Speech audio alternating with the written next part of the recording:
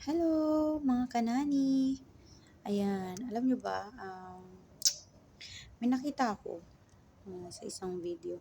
Ah, wag tayong papayag na maging option lang, 'di ba? Sa isang pag-ibig na nasasabi. Kasi ang hirap nun, 'di ba?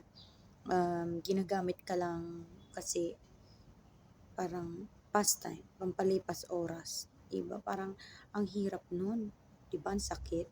Yung mamahalin mo ng totoo tapos sa bandang huli, pampalipas oras ka lang pala, 'di ba? Kaya before tayo magtiwala, kilalanin muna natin yung isang tao. Kasi kawawa din naman, 'di ba? Tayo rin magiging kawawa.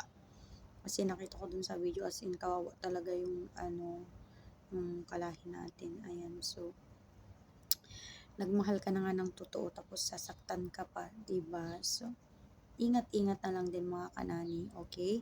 Hindi lang sa lahat ng nani, sa lahat ng mga nagmamahal diyan. Ayan, kilalanin nating mabuti yung yung gusto nating makasama sa buhay, 'di ba? Kasi mahirap naman sige lang ng sige tapos bandang huli iiyak din tayo, 'di ba?